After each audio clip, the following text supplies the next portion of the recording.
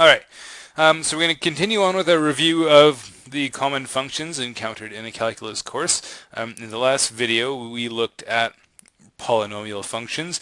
Next up is rational functions. So just as a fraction can be expressed as a ratio of two integers, a rational function can be expressed as a ratio of two polynomials. Okay, so a rational function is anything that looks like one polynomial divided by another polynomial. And remember that polynomials, you're allowed to have powers of x, you're allowed to have coefficients, right? You can't have things like, so this guy here, if I look at this last one, okay, this here tells me that this is not a rational function because that root x, that can't be part of a polynomial. Polynomials can't have square roots in them. Okay. Now, what about this one in the middle? Well, you might think that that one in the middle doesn't quite fit the pattern, right? It's not one polynomial divided by another polynomial. At least it doesn't look like it. But it is. Think about adding fractions, right? So this x squared plus 1, I can think of that as, divided by 1. And, the constant function 1 is technically a polynomial. So now I've written both halves as rational functions. And now if I add them together, well, we know if you add two fractions, you should get another fraction. This makes sense. If you add two rational functions, you should get another rational function. How do we add? We need common denominators. X squared plus 1 times x plus 2 over x plus 2, and then I can add the 4x. So I could write it like that. And with a little bit more work that doesn't quite fit on the page, and we don't really want to spend the time on it anyway, I could expand out this the brackets here. I could collect and simplify, and I could get it into the right form. Yeah. By the way, this first one here is definitely of that form. Just like with fractions, keep in mind that fractions aren't necessarily reduced, and the same thing can happen with a rational function. This polynomial up top, we saw actually on the previous video with the polynomials that's x minus 2 all squared. This guy on the bottom is actually a difference of cubes. I don't know if you guys have seen how to factor a difference of cubes, but it turns out you can certainly factor that one. 2x plus 4. Feel free to check that works out. I can go over the difference of cubes for a formula for you guys if you want. If you're curious, feel free to drop by my office. Now that I've factored, remember that I can't cancel terms, right? There's always this temptation. I know some of you saw these x's, you want to start canceling right away. You can't cancel right away. You can't cancel terms, right? When there's addition, subtraction involved, you can't cancel. Once you've kind of factored things and now things are being multiplied, you can look for common factors that can be canceled. And in this case, yes, there's an x minus 2 factored out on the bottom. There's an x minus 2 on the top. There's two of them, in fact, on the top. So now I can cancel that guy with that guy, right? And I could write this as x minus 2 over x squared plus 2x plus 4. I can do that. Okay?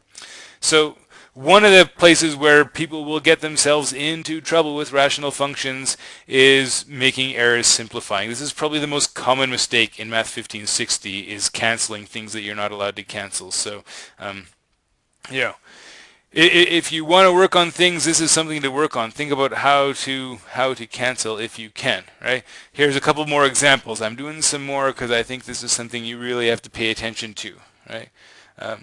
Let's think about this. Now again, some of you see the x squared, and you say, oh, I got to cancel those x squareds. You can't do it. You can't do it. There's no way to cancel those x squareds, right? Try plugging in some values and see what happens before and after if you cancel those. You'll see that you don't get the same thing. Okay, those can't be canceled. How do I simplify this? The first thing I do is I look to see if I can factor. Can I factor? Yes, the top is x minus 1 times x minus 1. It's a square. The bottom, x is a common factor, so I can write that as x times x minus 1, right? And now you can see that there's two groups here, x minus 1 over x minus 1 over x minus 1. Well, this is something divided by itself. Anything divided by itself equals 1. Multiplying by 1 doesn't do anything, so I can ignore that, and I can simply write this as x minus 1 over x, right? That's about as far as I can go.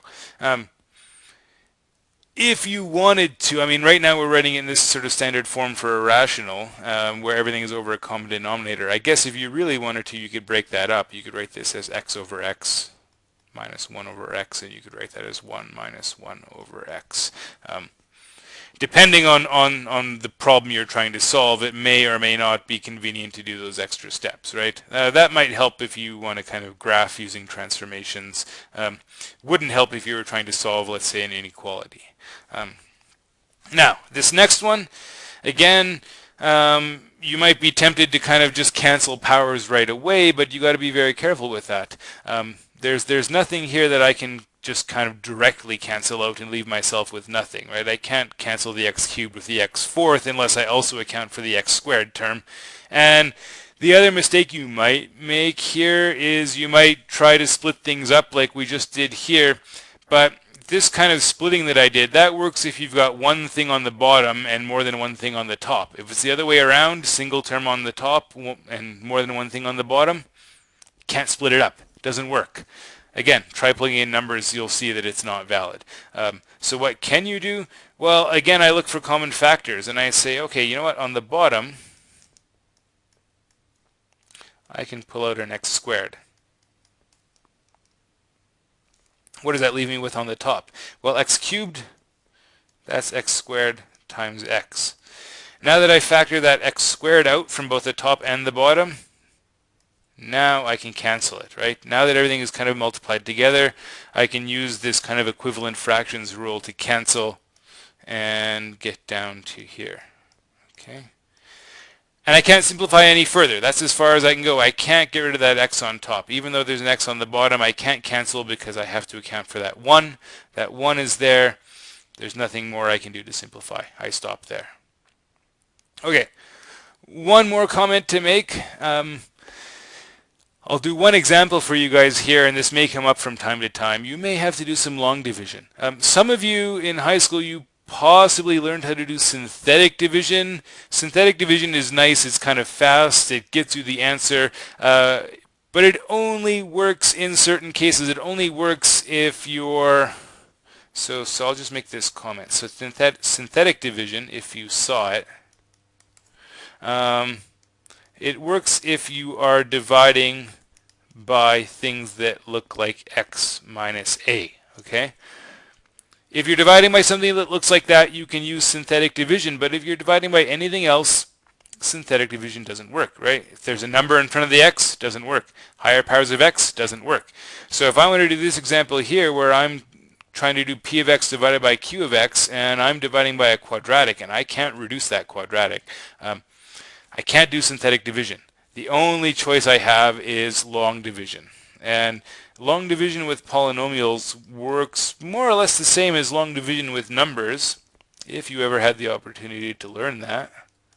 They don't always teach it these days. So the way it works is I'm doing p of x over q of x, right? I want to divide q into p.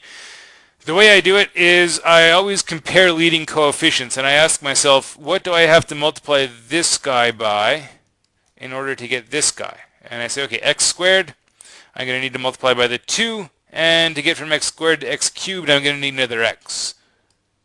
So I multiply by 2x. I put the 2x. Now I multiply by 2x. So this 2x, I'm going to take this 2x, and I'm going to multiply this guy by 2x. So these get combined. And when I combine them, 2x times x squared gives me the 2x cubed. 2x times 2 gives me 4x. There's no x squared term, so I'm going to put the 4x over here. Okay, and now I subtract. So 2x cubed minus 2x cubed, those disappear, but minus x squared, well, I'm not subtracting any x squared terms, so I still get the a minus x squared. 4x, those cancel, and I'm left with the 3. And now I repeat. What do I need to multiply x squared by to get minus x squared? Well, I need a minus 1. So now I take my x squared plus 2, I multiply by minus 1. I'm going to get minus x squared minus 2. Again, I subtract x squared minus x squared cancels. Be careful here. 3 minus minus 2, that's 3 plus 2. Gives me a remainder of 5. Okay, what can I do with that remainder? What that is telling me is that I can take the 2x cubed minus x squared plus 4x plus 3, and I can write it as the quotient 2x minus 1 plus the remainder, but the remainder has to go over whatever you were dividing by. So if this is being divided by x squared plus 2, the remainder is still being divided by x squared plus 2. Okay. There may be one or two situations where you're going to have to do this long division, so it's a useful skill to keep in mind.